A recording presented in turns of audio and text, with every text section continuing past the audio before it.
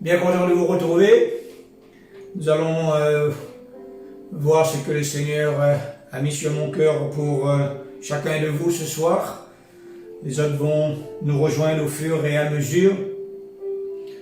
Alors comme vous le savez, bientôt on va se retrouver très bientôt pour louer, pour glorifier le Seigneur ensemble. Et c'est une continuité. Nous continuons à servir le Seigneur, à le glorifier et à essayer de faire de notre mieux. C'est le travail qu'il a mis entre nos mains. J'ai besoin du plus grand nombre d'entre vous. Ensemble, nous allons vraiment œuvrer pour la gloire de notre Dieu. Amen. Alléluia. Alors ce soir, bien-aimés, nous allons parler de la compassion de Jésus. Ça fait vraiment très longtemps que je n'ai pas préparé un message sur la compassion de Jésus. J'ai déjà prêché, ça fait très très longtemps que j'ai prêché là-dessus. Et ce soir, c'est ce que le Seigneur a mis sur mon cœur pour partager avec vous la compassion de Jésus. Alors pour cela, nous allons faire une lecture dans le livre de Matthieu, chapitre 9 au verset 9. Chapitre 9 au verset 9. Alors, il est dit au verset 9, de là étant allé plus loin, Jésus vit un homme assis au lieu des péages, qui s'appelait Matthieu. Il lui dit, suis-moi. Cet homme se leva et le suivit. Comme Jésus était à table dans la maison, voici beaucoup de publicains et des gens de mauvaise vie vinrent se mettre à table avec lui et avec ses disciples. J'arrête là un instant, juste un instant sur ce verset bien-aimé. Elle dit, comme Jésus était à table dans la maison, voici beaucoup de publicains et de gens de mauvaise vie vinrent se mettre à table avec lui et avec ses disciples. Amen. Nous voulons tous œuvrer pour la gloire de notre Dieu, frères et sœurs, peuple de Dieu, n'est-ce pas? Alors il nous faut donc être dans sa présence. Jésus était dans cette maison avec ses disciples et tous ceux qui étaient dans un quelconque besoin sont venus à sa rencontre. Ils voulaient tous être dans la présence du Seigneur. Ils voulaient tous se rassembler autour du Seigneur. En d'autres termes, peuple de Dieu, là où nous sommes, nous devons toujours avoir la présence de Jésus avec nous. La présence de Dieu avec nous. La présence du Saint-Esprit avec nous. Pour que tous ceux qui sont autour de nous puissent se rassembler autour de nous exactement comme dans ce verset. Tous ceux qui arrivent au fur et à mesure se rassembler autour de Jésus. Et nous sommes appelés aujourd'hui à faire de même. Nous aussi, nous devons tout faire pour être toujours dans sa présence, peuple de Dieu.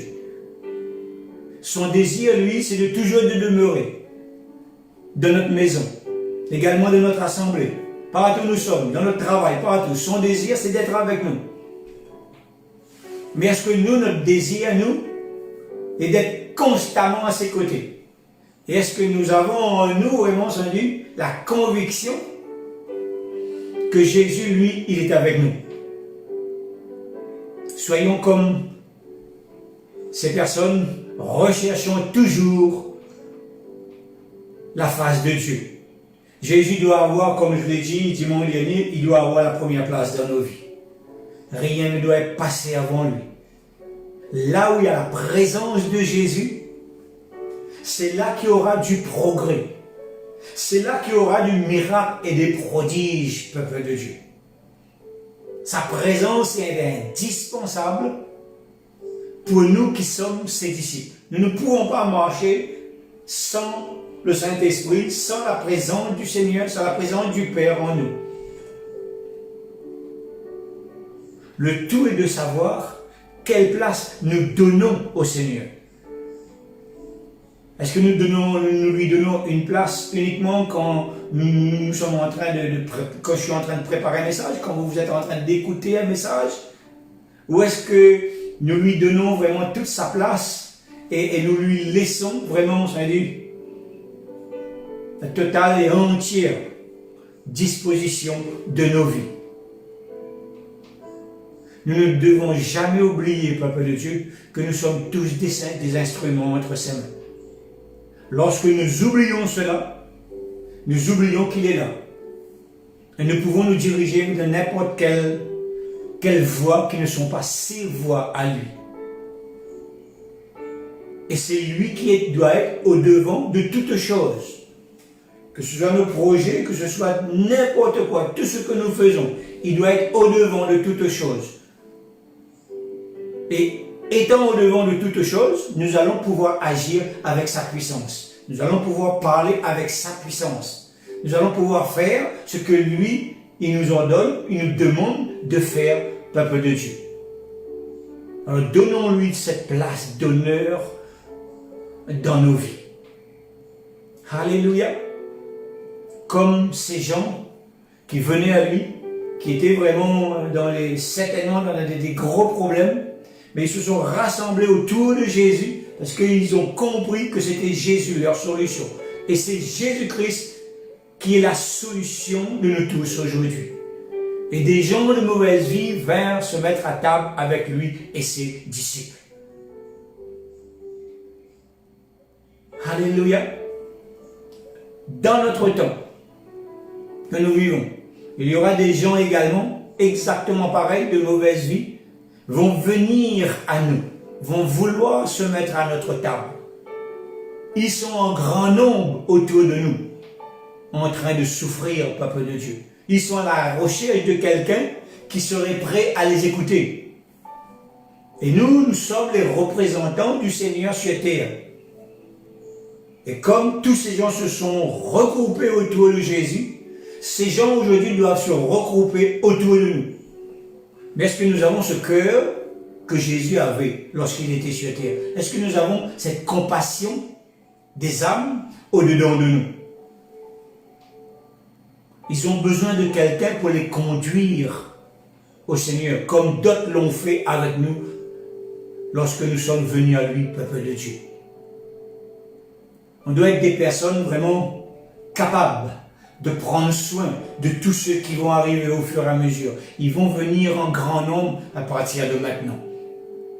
Et nous devons les accueillir avec amour, avec compassion, sans aucun regard, sans aucune mauvaise pensée. On doit vraiment être prêt à les accueillir, à les écouter, à prendre soin d'eux. Et ça, c'est seulement si nous avons cette compassion, la compassion de Jésus dans nos cœurs. Amen. Au verset 11, on dit, les pharisiens virent cela et ils dirent à ses disciples, pourquoi votre maître mange-t-il avec les publicains et les gens de mauvaise vie? Aujourd'hui, il y a encore ce genre de pharisiens. Il y a toujours les mêmes paroles. Ça n'a pas changé. Pas de mélange. On ne fréquente pas un tel, on ne fréquente pas. Lui, il est trop... On n'a pas le temps. J'ai pas le temps. C'est toujours la même chose de nos jours, peuple de Dieu. Très souvent, nous oublions pourquoi nous avons été sauvés. C'est toujours d'actualité. Beaucoup ont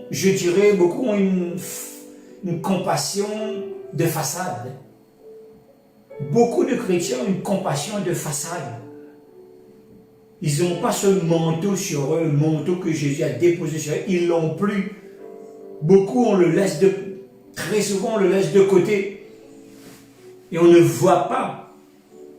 On ne voit pas, on est comme ces pharisiens. Ces pharisiens ne voyaient rien du tout de ce qui se passait autour d'eux.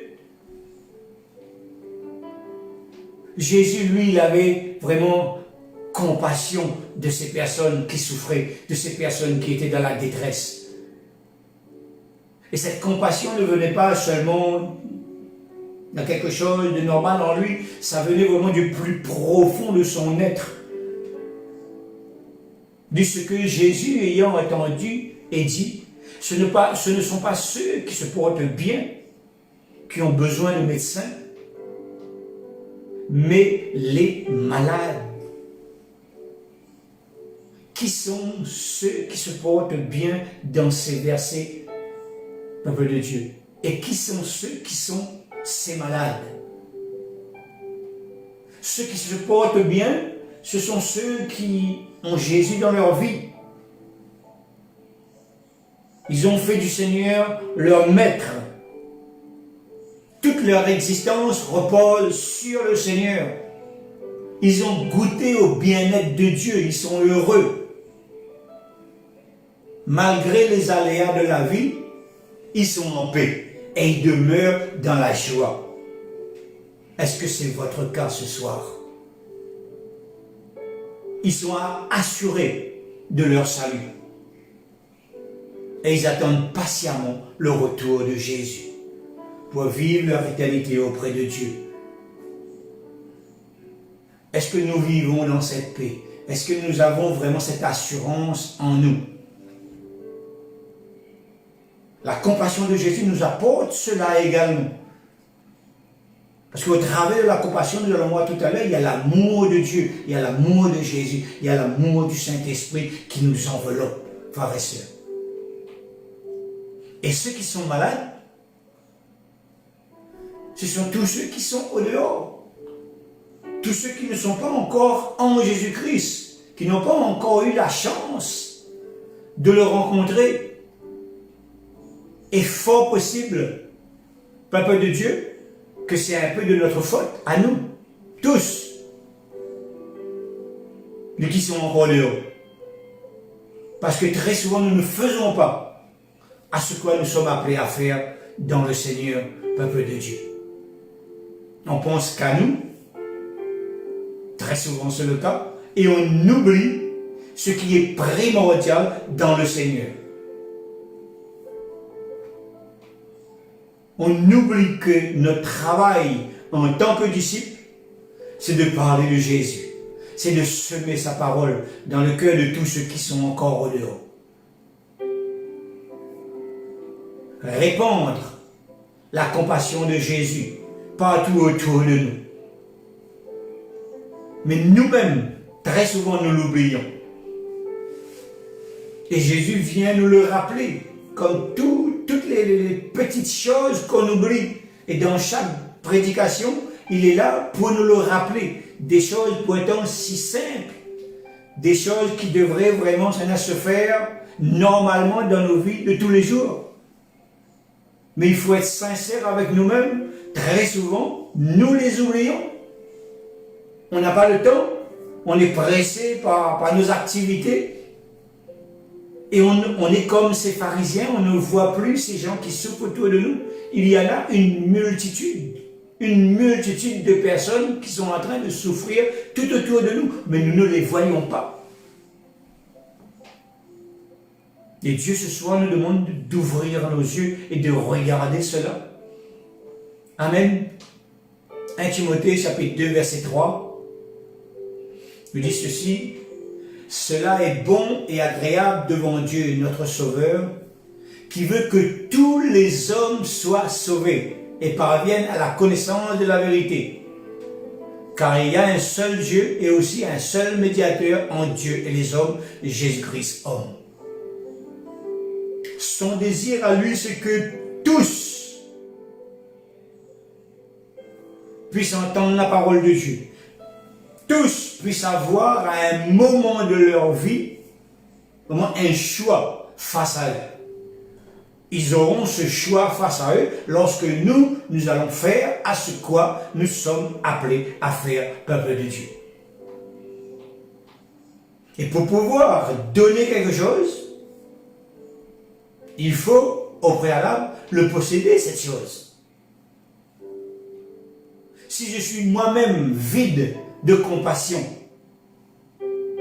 il me sera difficile, même très difficile, de produire dans la vie d'autrui, de reproduire cette compassion dans la vie d'autrui. Si elle est inexistante dans ma propre vie, je ne peux pas donner à personne. Est-ce que cette compassion est en nous? Est-ce que nous avons le manteau, vraiment ce que Jésus a déposé sur nous? Est-ce que nous l'avons toujours? Est-ce que nous l'avons gardé? Est-ce que nos cœurs vraiment émanent vraiment ce parfum de compassion envers ceux qui ne le connaissent pas encore et même envers nos frères et nos sœurs? Parfois on en doute. Vraiment, c'est un doute vraiment très très fort qui vient de notre esprit. Nous sommes des enfants de Dieu et nous agissons de telle façon, parfois qu'on est pire que ceux du dehors. Ça veut dire qu'on a perdu totalement toute notion de compassion. Parce que celui qui a la compassion, il est amour. Et cet amour émane de lui quelque chose vraiment de bon, d'excellent envers quiconque, même envers ses ennemis, nous dit la parole. Et beaucoup devraient vraiment se remettre devant la face de Dieu et rechercher, demander au Seigneur de retrouver ce manteau, qu'ils puissent à nouveau avoir ce manteau sur leurs épaules. Pour que l'amour puisse émaner d'eux, pour que l'amour puisse émaner de chacun de nous. Avons-nous de la compassion dans nos cœurs, peuple de Dieu? Nous qui sommes au service du Maître, de notre Seigneur Jésus-Christ.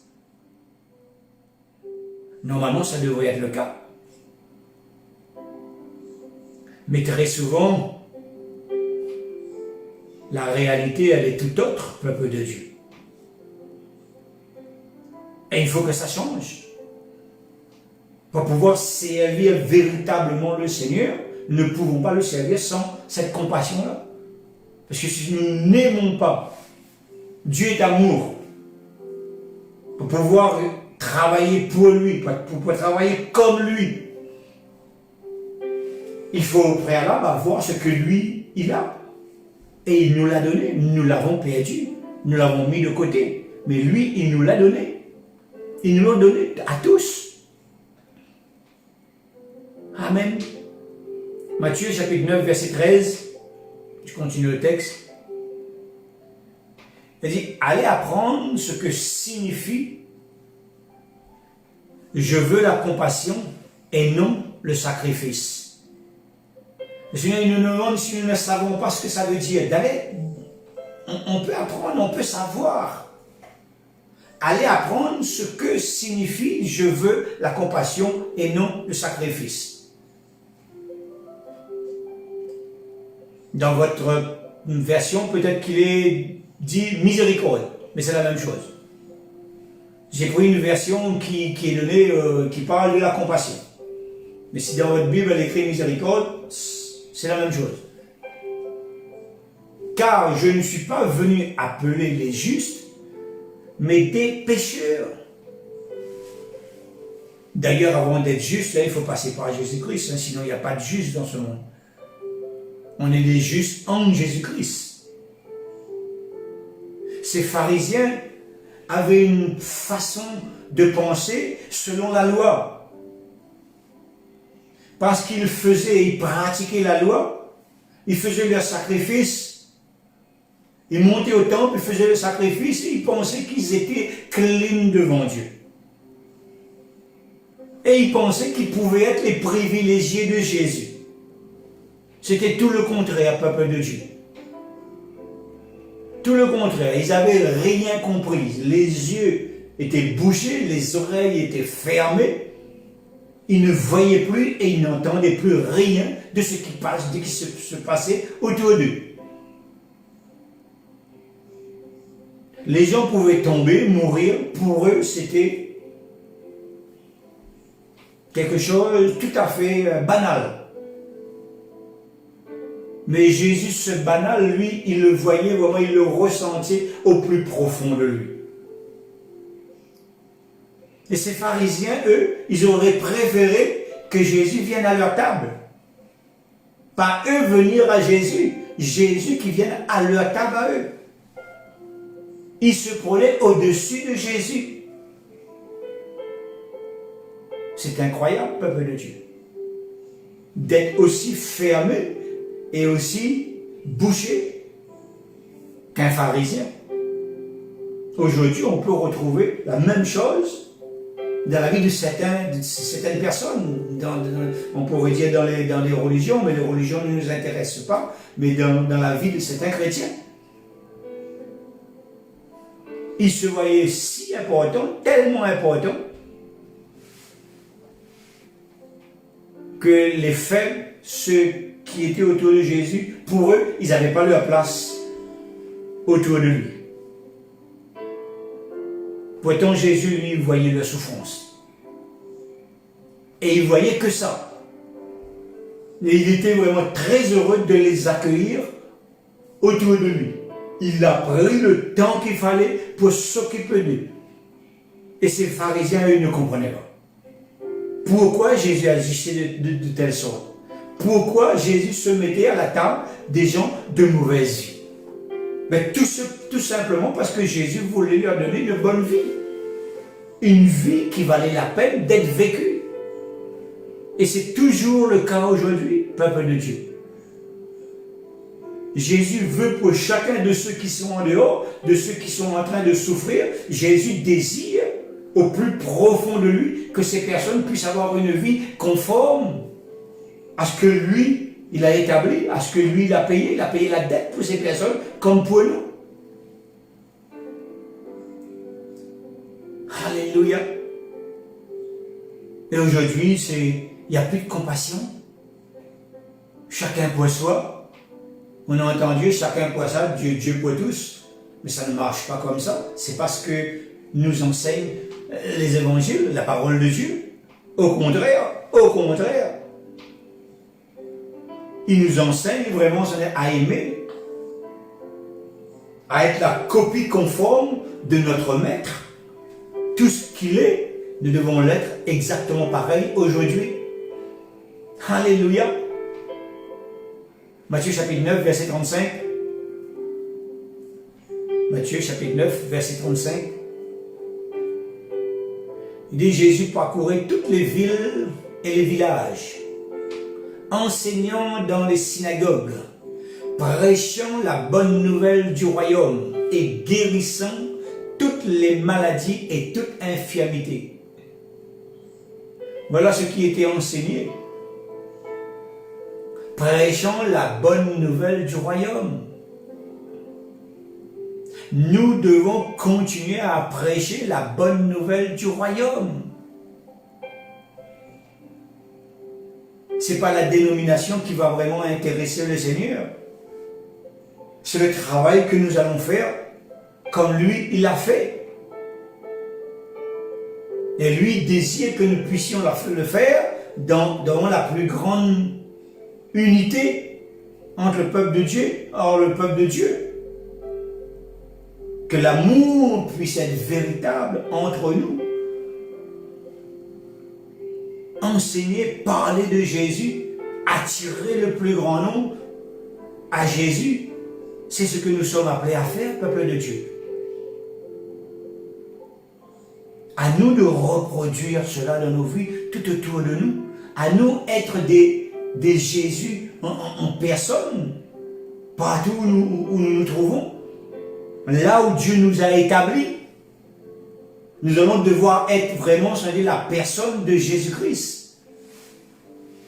Il faut que ces personnes puissent entendre parler de nous, que nous puissions faire ce qui est écrit dans la parole de Dieu.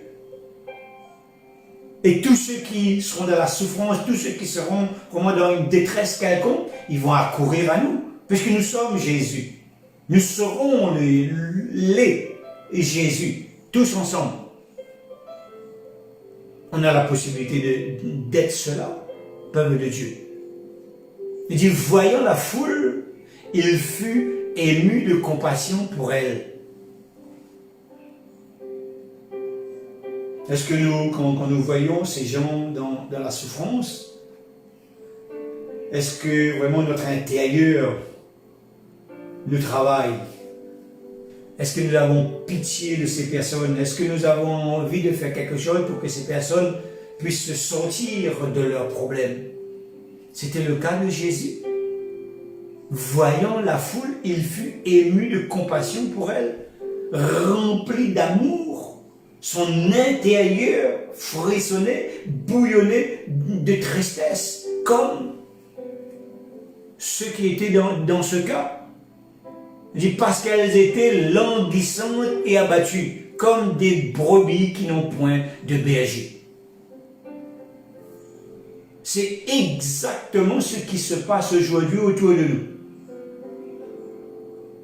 Ce peuple est languissant, abattu. Et ils sont vraiment, peuple de Dieu, comme des brebis qui n'ont point de berger. Ils sont totalement perdus. Ils ont une religion, mais qui ne leur servent strictement à rien. Ils sont perdus. Personne pour les conseiller. Personne pour les diriger. Même s'ils vont une fois par semaine, pendant une heure, mais ils ressortent là, ils sont exactement pareils. Rien ne change dans leur vie. Parce que personne ne prend le temps pour s'occuper d'eux. Nous avons été choisis uniquement pour cela, peuple de Dieu. Pas pour autre chose. Pas pour notre bien-être. Mais pour le bien-être des autres. On commence à leur parler et ils se mettent à pleurer. Tant leur souffrance et leur détresse sont grandes, frères et sœurs. Nous avons du travail. Nous avons un grand travail à faire. Au verset 37, il dit alors à ses disciples, la moisson est grande, mais il y a peu d'ouvriers. Voilà ici la raison de cette grande souffrance, de toute cette grande détresse que nous voyons partout autour de nous, partout dans le monde entier. Voilà la raison. Il y a peu d'ouvriers, nous dit la parole de Dieu. Et tous les pays sont dans la même situation aujourd'hui. Tous sont dans la souffrance, tous sont dans une grande détresse. Toutes petites parties sont vraiment dans une opulence. Ils ont de l'argent, vraiment ils ne sont pas dans les soucis. Mais le plus grand nombre connaît soucis et détresse, sont un peuple languissant. Pourquoi? Parce qu'il y a peu d'ouvriers. Il n'est pas dit ici, peuple de Dieu, il n'est pas dit qu'il y a peu de disciples. Des disciples, il y en a partout, dans le monde entier. Il ne fait que ça depuis plus de 2000 ans. Il sauve tous les jours, encore et encore, le plus grand nombre, tous les jours. Dans le monde entier, il y a une multitude de gens qui se donnent au Seigneur. Des disciples, il n'en manque pas. Sur toute la planète, il y a des disciples de Christ. Mais parmi tous ceux qui sont sauvés, tous ceux qui ont la chance de vivre la nouvelle naissance, la Bible nous dit, la parole de Dieu nous dit qu'il y a peu d'ouvriers. C'est-à-dire que beaucoup ne sont pas à leur place. Beaucoup ne font pas fructifier les talents qu'ils ont reçus du Seigneur. Ils sont sauvés, ils sont contents d'être sauvés. Ils savent que le Seigneur doit revenir bientôt. Tous le savent. Mais pour ceux qui sont en dehors, beaucoup ne s'en soucient pas. Est-ce notre cas? À nous aussi. Il est nécessaire, frères et sœurs, de se poser la question. N'oublions pas que nous aurons des comptes à rendre un jour. Je pense que c'est une des questions que le Seigneur va nous poser en premier. Qu'as-tu fait du talent que j'ai mis entre tes mains? Qu'as-tu fait de ce manteau de compassion que j'ai déposé sur tes épaules au moment où je t'ai donné ma vie, où je suis venu habiter dans ta vie, où j'ai fait de toi le temple du Saint-Esprit? Qu'as-tu fait? Et qu'est-ce que nous allons y répondre? Chacun doit vraiment le savoir pour sa propre vie. Si besoin,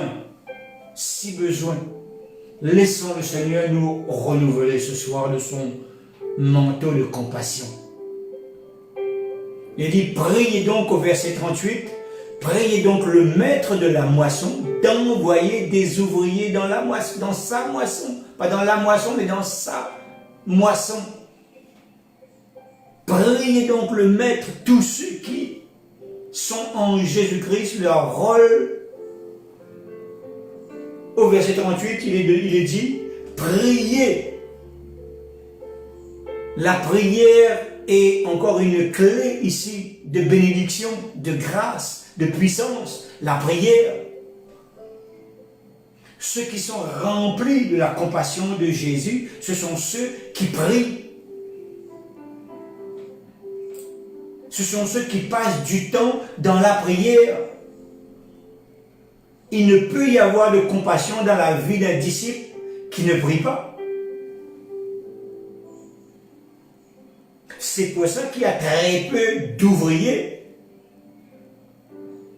Il y a beaucoup de disciples, mais il y a très peu d'ouvriers.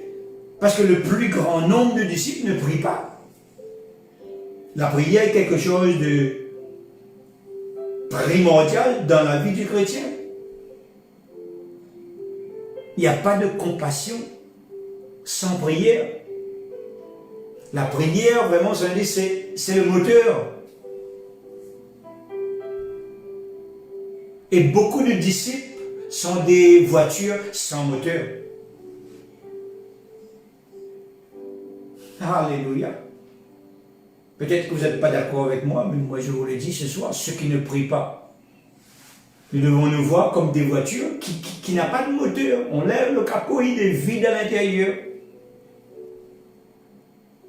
On peut avoir une BM dans notre garage, mais si cette BM n'a pas de moteur, on peut avoir une X6 flambant neuf dans notre garage, mais sans moteur, elle ne sert strictement à rien.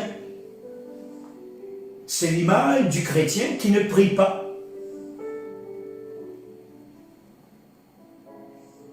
Combien se retrouvent étant une X6? Si vous n'aimez pas la BM, prenez la Mercedes. Mais les deux n'ont pas de moteur.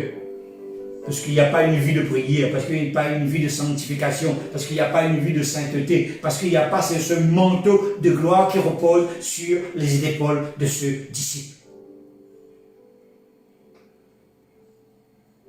C'est la prière, peuple de Dieu, qui fait lever la main de Dieu, qui fait agir Dieu. Tout à l'heure, nous allons voir cela. Surtout pour les gens de mauvaise vie que nous avons lus un peu plus haut. Ils ont besoin que les disciples de Christ puissent se mettre à prier. Je ne peux pas prier pour quelqu'un qui est métropole ou même à l'Avignon que je ne connais pas, mais je peux certainement prier pour quelqu'un que je connais chaque jour. Et Dieu peut m'utiliser, parce que nous parlons en langue, il peut nous utiliser pour prier pour quelqu'un que nous ne connaissons pas, dans le parler en langue. Mais nous n'avons pas le temps. Une mauvaise vie ici veut dire tout simplement, peuple de Dieu, que ce sont des personnes qui n'ont pas encore donné leur vie au Seigneur. Ne voyons pas les gens qui sont dans le péché, et qui ont vraiment une mauvaise vie. Non, non, non, c'est pas de cela qu'on parle dans ce verset. Il faut comprendre que ceux qui ont une mauvaise vie pour Jésus, c'est ceux qui sont encore en dehors, qui n'ont pas encore eu la grâce de Dieu. Vraiment, ce n'est la chance de rencontrer ce Sauveur. Ils n'ont pas encore la chance de passer par la nouvelle naissance. Parce qu'en dehors, il y a des personnes qui sont des bonnes personnes. Des personnes qui ne pêchent pas, qui ont une vie ordinaire, une bonne vie, je dirais. Mais ces personnes, même en ayant une bonne vie, si on ne prie pas pour eux, si ce n'est pas quelqu'un qui puisse prier pour eux, et si quelqu'un ne rencontre pas le Seigneur, et si Jésus revient demain, ces personnes ne seront pas sauvées. Ils peuvent avoir une bonne vie. On n'est pas sauvé par les œuvres. Mais en Jésus-Christ, seulement en Jésus-Christ. Amen. Dieu recherche donc des disciples avec un cœur rempli de compassion pour son prochain, pour qu'il puisse les attirer vers Jésus. Il faut absolument ce manteau de compassion dans la vie de ce disciple. Et qu'est-ce que la compassion? Le mot compassion veut dire souffrir avec. Souffrir avec. Faire preuve de compassion signifie souffrir avec quelqu'un. Entrer dans la situation d'une personne et s'impliquer dans la souffrance de cette personne. On voit les gens souffrir et on va prier pour eux. Mais il n'y a rien qui se passe à l'intérieur. Ça, ce n'était pas le cas de Jésus. On voit quelqu'un de souffrir, on souffre avec la personne. Jésus ressentait la souffrance de ces personnes. Très souvent, quand je prie pour quelqu'un, je ressens ce qui se passe à l'intérieur de la personne. Et je dis à la personne, et la personne approuve. Ne dis pas des choses que je ne ressens pas. Jésus a dit qu'il était ému par la souffrance autour de lui. Nous sommes les serviteurs du Seigneur, nous devons avoir vraiment cette compassion, nous devons être émus exactement pareil lorsque quelqu'un est face à nous. Lorsqu'on fait des visites, parfois on a envie de pleurer parce qu'on souffre avec ces personnes. Jésus comprenait parfaitement ce que la personne était en train de vivre. Il l'apercevait au fond de lui. Une autre signification du mot compassion, c'est avoir pitié d'eux. Ressentir de la sympathie et avoir pitié d'eux. Voilà ce que les disciples du Christ sont appelés à faire, à ressentir au-dedans d'eux lorsqu'ils sont face à quelqu'un qui est dans la détresse, qui se trouve dans une souffrance quelconque.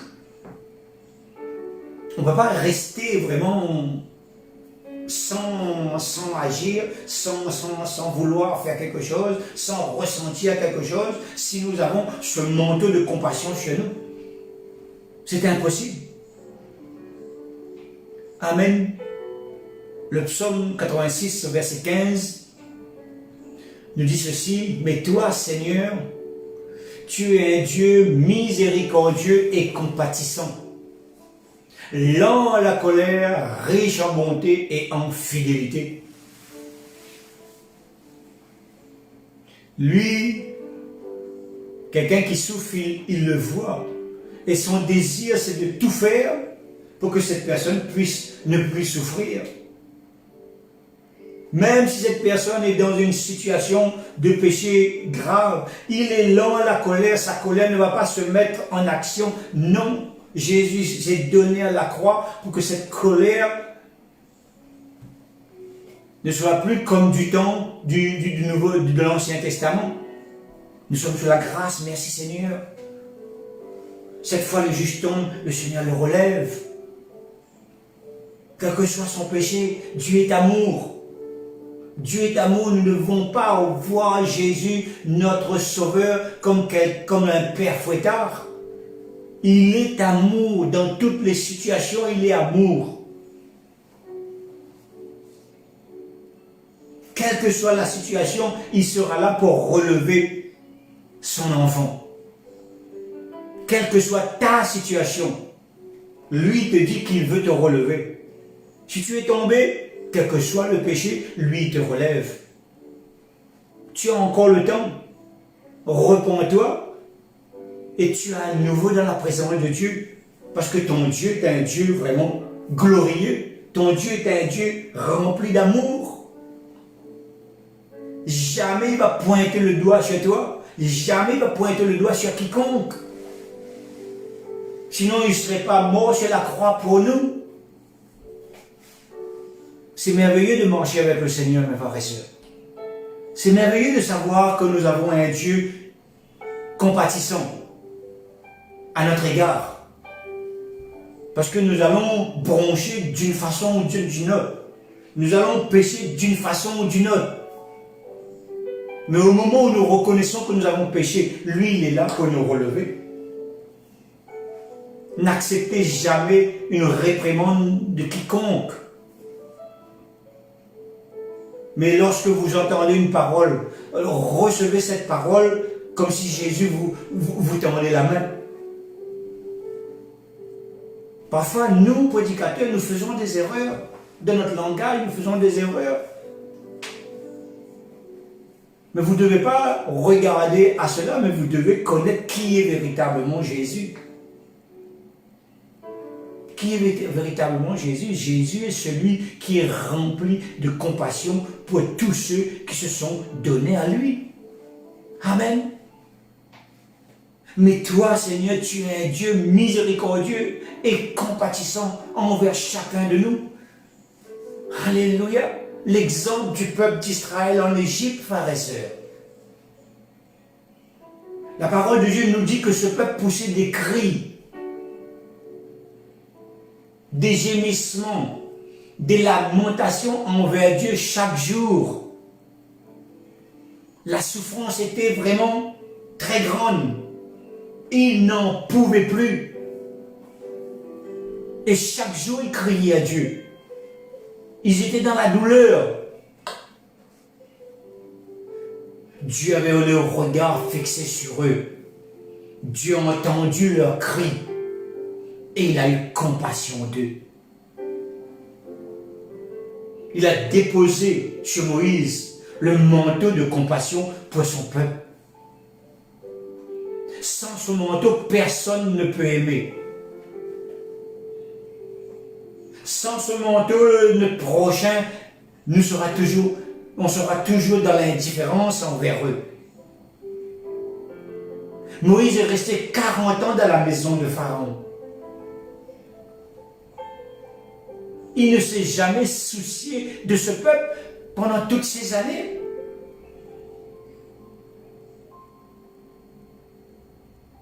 Il se souciait de ce qui se faisait dans la maison de Pharaon. Il se souciait de la construction, de tous ces édifices qu'ils étaient en train de construire.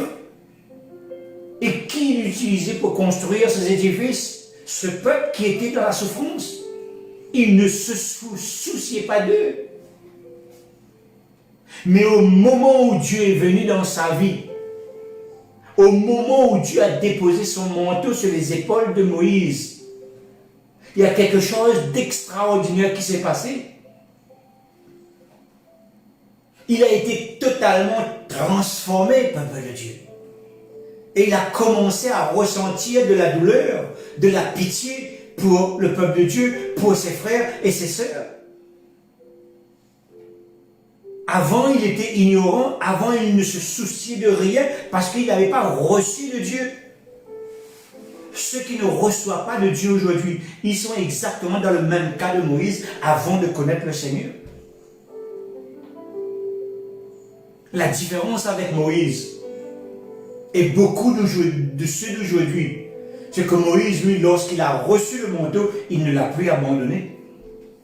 Il a fait le nécessaire pour le garder jusqu'au bout. Et il l'a gardé jusqu'au bout. Avons-nous gardé ce manteau? Avons-nous encore ce manteau sur nos épaules? La compassion de Moïse ne venait pas de lui-même. Il n'en avait pas auparavant. Il était d'accord avec ce que faisait Pharaon. Il était d'accord avec vraiment tout cet abus qu'il y avait au niveau de ce peuple.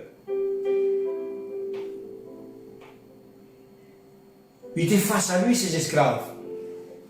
C'était son propre peuple. Et ça ne le gênait pas plus que ça. Pour lui, c'était normal. Ça faisait plus de 400 ans qu'il était là. Ils étaient entrés vraiment, ça nous dit, dans une certaine routine. Et puis, personne ne se souciait de ceux qui mouraient. Personne ne se souciait de ceux qui étaient frappés. Surtout pas Moïse. Mais gloire à Dieu au moment où Dieu l'a visité. Le moment où il a été choisi. Parce qu'il fallait choisir quelqu'un. Il a été vraiment, avant même la fondation du monde, choisi pour ça. Nous également, nous avons été choisis pour ce travail. Peuple de Dieu. Nous avons reçu ce manteau pour ceux qui sont en train de souffrir dans le monde. Est-ce que nous le voyons? Est-ce que nous ressentons cela? Si ce n'est pas le cas ce soir, Dieu veut vraiment renouveler vraiment cette onction sur nous. Dieu veut nous redonner vraiment cet amour que nous avons perdu pour faire l'œuvre de Dieu. Il est impossible d'aller de l'avant sans ce manteau, frères et sœurs. De même pour David, à un moment de sa vie, il était tellement opprimé de toutes parts. Il était dans une angoisse terrible. Et qu'a-t-il fait? Il a crié à Dieu. David répondit à Gad, « Je suis dans une grande angoisse. Oh, tombons entre les mains de l'Éternel, car ses compassions sont immenses. » Il connaissait son Dieu. Il savait s'il avait besoin de son Dieu. Il pouvait vraiment se blottir dans les bras de son Seigneur. Mais il dit, mais que je ne tombe pas entre les mains des hommes. Le cœur de l'homme est tortueux, nous dit la parole de Dieu. Aujourd'hui, il vous aime, demain, il vous déteste. Mais Dieu est un Dieu qui ne change pas. Chaque fois que nous rencontrons un souci, un problème, une détresse, une angoisse quelconque, Dieu est là pour nous blottir dans ses bras. Jésus est là, le Saint-Esprit est là. Son amour est là, peuple de Dieu. Ne croyez jamais que Dieu peut ou pourrait vous abandonner. C'est impossible. Lui, il savait que Dieu pouvait le délivrer de la main de ses oppresseurs. Toute sa confiance était en son Dieu et personne d'autre, surtout pas en un homme quelconque. Amen. Au travers de Moïse, pour les Israélites en Égypte, au travers de l'histoire de David face à ses oppresseurs, Dieu nous montre que nous pouvons compter sur lui, quelles que soient les circonstances, que nous pouvons nous aussi nous reposer entièrement sur lui. Il a compassion de nous, exactement comme il avait pour Moïse et pour David, et pour beaucoup d'autres avant eux et après eux. Parce que ce n'est pas seulement Moïse et David qui ont bénéficié de la compassion de Dieu. Nous voyons même la compassion de Dieu dans la vie d'Adam et Ève. Et ainsi de suite, dans la vie de tous ceux qui font partie de la parole de Dieu, nous voyons la compassion de Dieu dans leur vie. La compassion de Dieu est de la première feuille, de la première page de la parole de Dieu jusqu'à la dernière page de la parole de Dieu. Nous pouvons ressentir la compassion de Dieu. Parce que Dieu, l'essence même de Dieu, c'est l'amour. L'essence même de Dieu, c'est la compassion. Et nous sommes son peuple. Nous devons lui ressembler. Parce que son désir à lui, c'est de nous utiliser comme il a utilisé Moïse. Il nous a choisi avant la fondation exactement comme il a choisi Moïse, comme il a choisi David. Pour libérer ces personnes qui sont dans la souffrance, ces personnes qui vivent dans une détresse insurmontable. Alléluia. Néhémie chapitre 29, verset 27. et tu les livras en la main de leurs adversaires qui les opprimèrent. Le peuple est dans la désobéissance. Dieu dit, si c'est comme ça, allez-y, vivez comme vous le voulez, mais moi, je ne suis plus là. Et ils ont été laissés, et ils ont été opprimés, encore une fois. Mais il est dit, au temps de leur détresse, ils crièrent à toi. C'est incroyable, peuple de Dieu. Nous aussi, exactement pareil, nous sommes comme ça aujourd'hui. Dieu nous bénit, Dieu nous élève. Et lorsque nous sommes en haut, dans la joie, dans la paix, qu'est-ce que nous faisons? Nous désobéissons. Et au temps de la détresse, qu'est-ce que nous faisons nous aussi? Nous crions à l'Éternel, à notre Seigneur, à Jésus-Christ. Il dit, au temps de leur détresse, ils crièrent à toi. Et qu'a-t-il fait, le Seigneur? Et toi, tu as entendu des cieux. Et selon tes grandes compassions, tu leur accordas des sauveurs, qui les sauvèrent de la main de leurs oppresseurs. Ils ont crié. Dieu dans les cieux, il entend les cris de ses enfants. Et à force de crier, il vient, il secourt ses enfants. Quel que soit le problème dont tu souffres, que tu vis en ce moment, continue à crier à ton Dieu. Il t'entend. Il n'a pas vieilli, ses oreilles n'ont pas perdu une once de force. Il entend exactement pareil lorsqu'il a écouté ces personnes. Il a entendu, il a répondu. Et il dit cependant, dès qu'ils avaient retrouvé la paix, vous vous rendez compte, peuple de Dieu? Cependant, dès qu'ils avaient retrouvé la paix, les voilà qui recommençaient à faire le mal devant toi. Ils venaient de crier, ils venaient d'être libérés de la détresse, de la souffrance. Ils sont dans la paix. Dieu revient dans leur vie. Et que font-ils? Ils recommencent à faire le mal devant la face de Dieu. Alors, tu les as à nouveau livrés au pouvoir de leur ennemi, qui les ont à nouveau opprimés. Et qu'ont-ils fait de nouveau? De nouveau, ils ont imploré ton secours. Et toi, tu les as entendus du haut du ciel. Et dans ta grande compassion, tu les as délivrés maintes et maintes fois. Notre Dieu, frères et sœurs, peuple de Dieu, n'a pas changé. Il nous délivre maintes et maintes fois. Nous qui puisons sous la grâce actuellement. Ces personnes n'étaient pas sous la grâce. Dieu venait chaque fois les délivrer de leurs oppresseurs. Nous sommes sous la grâce aujourd'hui. Il dit, il nous pardonne 7 fois, combien? 49 fois 492 fois dans la journée, il nous pardonne, il nous pardonne, il nous pardonne, il nous pardonne. Sans cesse, il nous pardonne. Maintes et maintes fois, il nous délivre, il nous relève. Voilà le Dieu qui sauve ceux qui sont dans la détresse, ceux qui sont dans la souffrance, ceux qui sont dans la maladie. Il les relève maintes et maintes fois. Voilà qui est notre Dieu. Voilà ce que nous devons proclamer aux gens qui sont dans la souffrance, qui sont dans la détresse, au dehors, peuple de Dieu.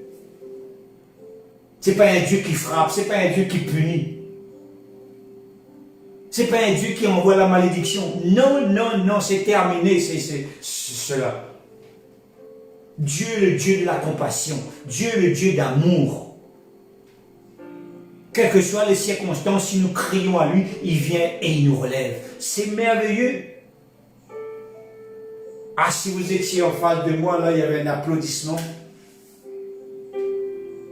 On dit merci à notre Dieu d'être aussi bon, d'avoir un cœur aussi large, pour chacun de nous. C'est glorieux, peuple de Dieu. La compassion de Dieu se renouvelle. Chaque matin, nous dit sa parole. Chaque matin, il vient à notre rencontre et il renouvelle.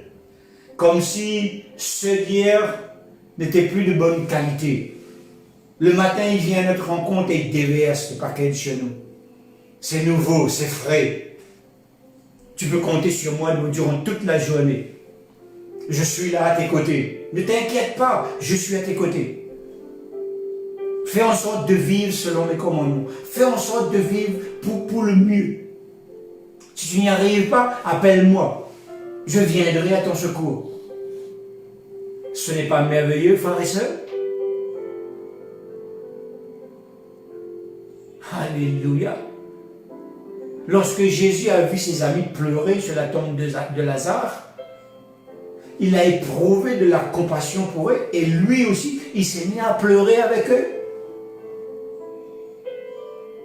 Parce qu'il ressentait la douleur de ces personnes. Et ce que ces personnes ressentaient, lui aussi, il le ressentait. Parce qu'il les aimait. Amen. Vous pouvez voir cela dans Jean chapitre 11, au verset 33 à 35. Il dit, animé de compassion pour la souffrance des hommes, Jésus a guéri les grandes foules qui venaient à lui. Matthieu chapitre 14, verset 14. Animé de compassion. Sommes-nous animés de compassion? Nous devons être animés de compassion, peuple de Dieu. Dans toutes les situations où il voyait la détresse des personnes, sa compassion prenait le dessus. Il ne les blâmait pas, il a blâmé personne. Même qu'il est rentré dans le temple, mais il est rentré par amour pour que les gens puissent comprendre qu'il devait vivre au moins dans la façon droite de la sanctification, de la sainteté. Parce qu'il est amour, peuple de Dieu. Il guérissait, il délivrait tous ceux qui étaient dans l'angoisse et dans la détresse. Tous ceux qui étaient malades sous l'emprise des esprits mauvais, il les délivrait, il les guérissait. Il ne cessait de faire du bien tout autour de lui. C'est ce que nous sommes appelés à faire. Parce que nous sommes ses représentants dans ce monde. Nous devons faire du bien tout autour de nous. Je ne comprends pas aujourd'hui comment des chrétiens peuvent blâmer ses frères et ses sœurs. Pour X raisons, ils n'ont pas le droit de le faire. Ce manteau de compassion a été jeté à la poubelle.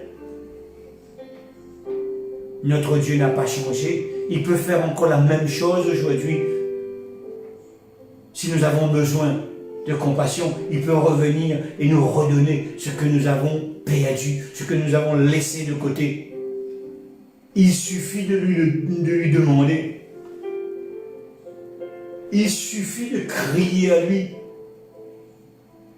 Amen. Matthieu chapitre 20, verset 34, il dit, ému de compassion, Jésus toucha leurs yeux et aussitôt ils recouvrirent la vue et ils le suivirent. Lorsque nous allons prier pour les gens, si nous sommes vraiment remplis de sa compassion, ces choses vont se passer exactement pareil. Et les gens seront étonnés et ils vont se mettre à nous suivre pour la gloire de notre Dieu. La compassion du Seigneur veut dire que son amour est au plus haut niveau possible. Personne ne peut atteindre cet amour. D'ailleurs, la compassion en hébreu veut dire, alors c'est Ram, R-A-A-M, ce qui veut dire brûler d'affection, brûler de tendresse, brûler. Il y a le feu à l'intérieur de Jésus lorsqu'il voyait quelqu'un souffrir. Il brûlait d'affection. Son amour était tellement grand, tellement immense pour cette personne qu'il ne pouvait pas faire autrement que de le sauver, que de le guérir, que d'enlever avec tout ce qui était, vraiment, avec tout ce qui l'a emprisonné spirituellement, quand même, c'est merveilleux, mes frères et sœurs. Dans la définition de compassion, il y a également le mot entraille qui ressort. C'est dans le grec. Compassion veut dire entraille. Jésus avait les entrailles de compassion.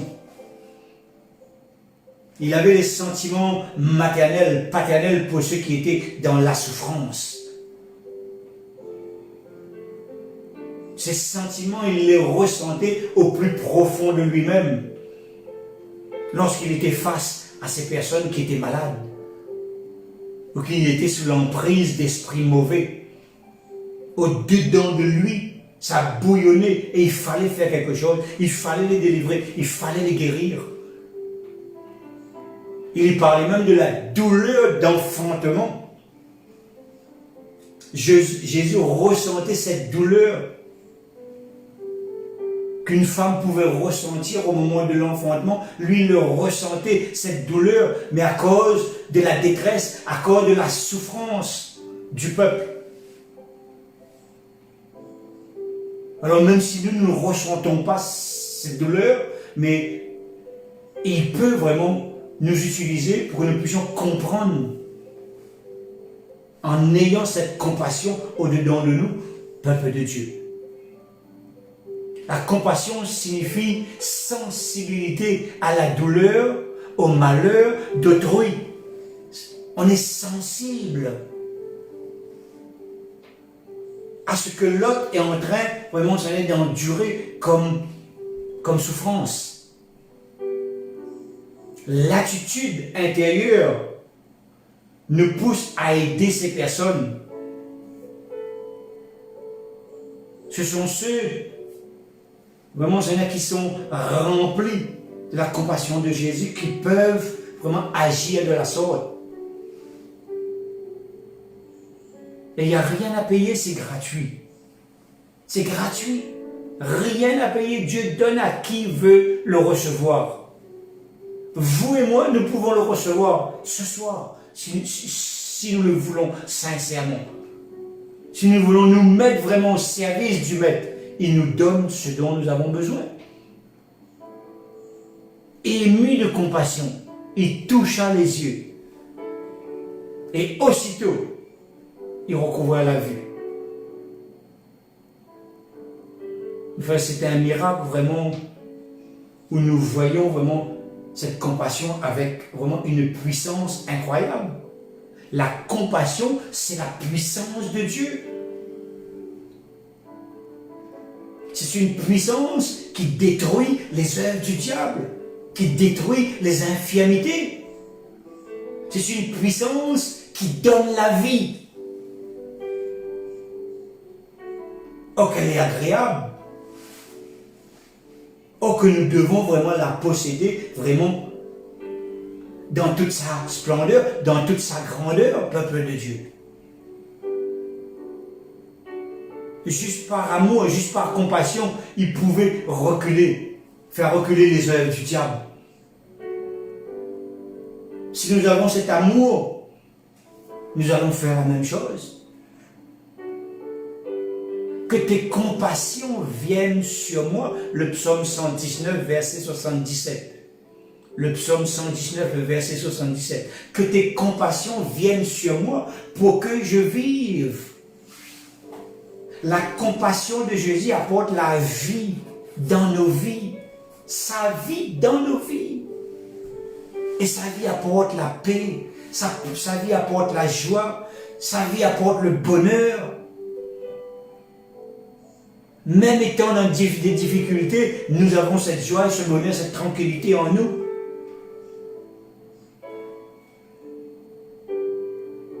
Au travers de la compassion de Jésus, Satan est obligé de lâcher prise.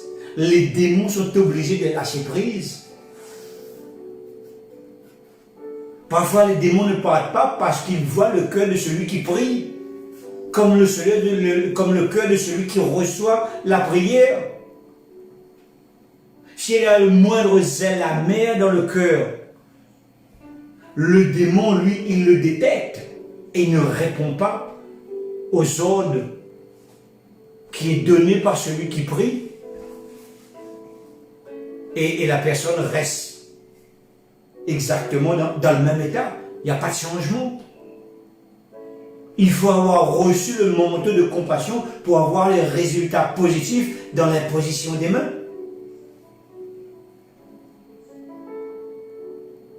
Alléluia.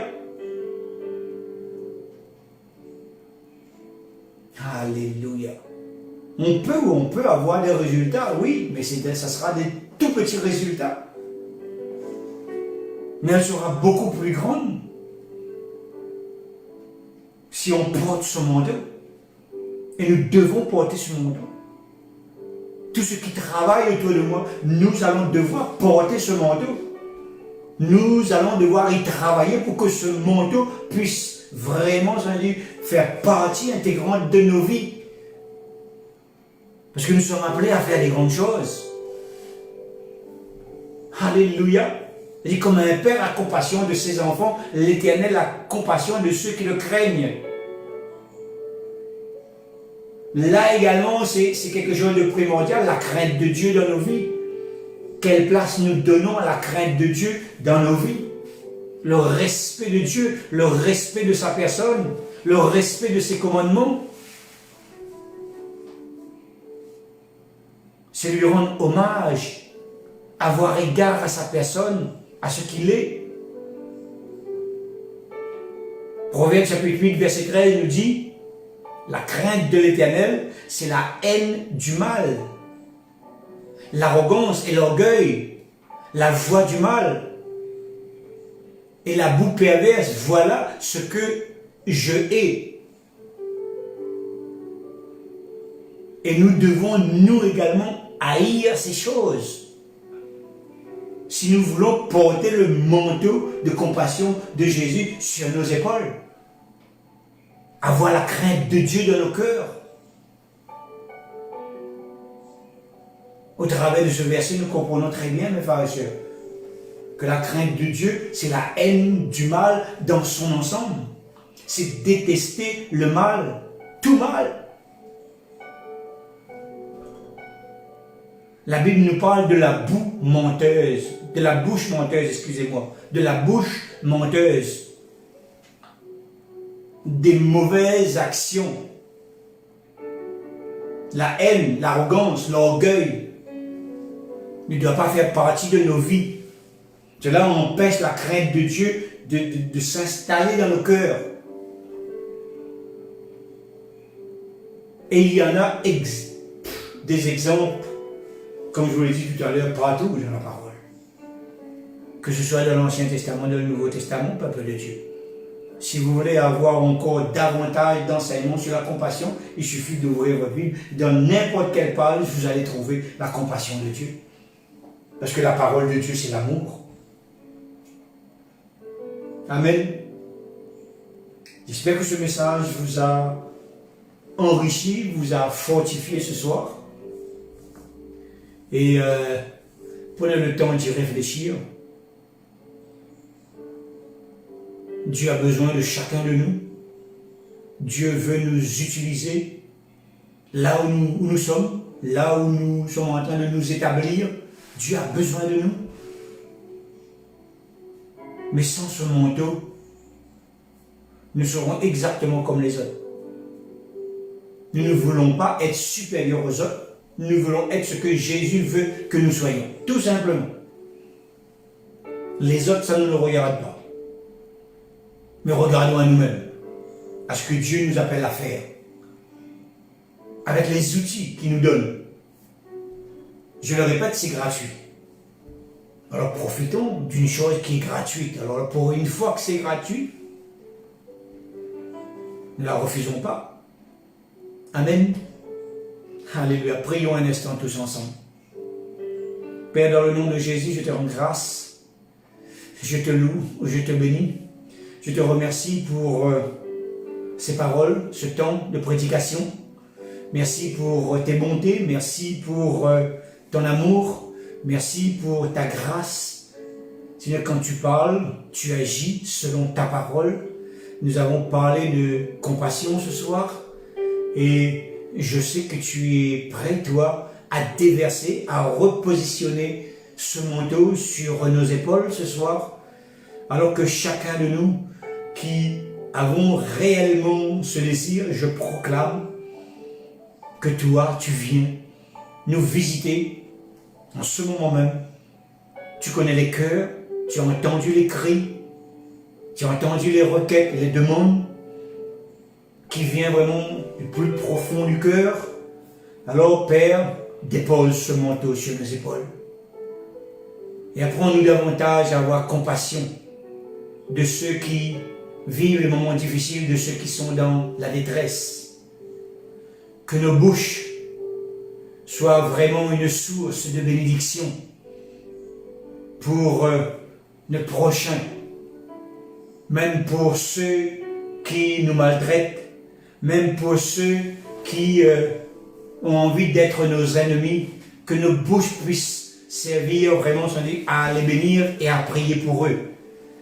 Je rends grâce parce que c'est toi qui nous donnes ces qualités, cette possibilité d'être ce que toi, tu as décidé que nous soyons dans ce temps où nous vivons actuellement, dans ce temps difficile, de ce temps qui va devenir de plus en plus difficile. Alors je te dis merci pour ta grâce, tes bontés que tu déverses sur chacun de nous ce soir. Je te dis merci Père, dans le nom puissant de Jésus. Merci pour l'amour, merci pour la compassion, merci pour ton merveilleux Saint-Esprit, ce consolateur divin que tu as positionné en chacun de nous. Nous te sommes reconnaissants et nous te disons merci Père, dans le nom puissant de Jésus. Bien-aimés, bonne soirée à vous. On se retrouve ce dimanche, même heure. Il y aura un message que je vais donner à chacun à l'heure de notre rencontre, mais ça sera exactement la même heure que dimanche dernier. Soyez bénis, soyez fortifiés et restez dans la paix et par la foi, reconnaissez que vous avez reçu ce manteau ce soir et les choses vont changer dans vos vies. Je le proclame au nom de Jésus. Soyez bénis, peuple de Dieu. Amen.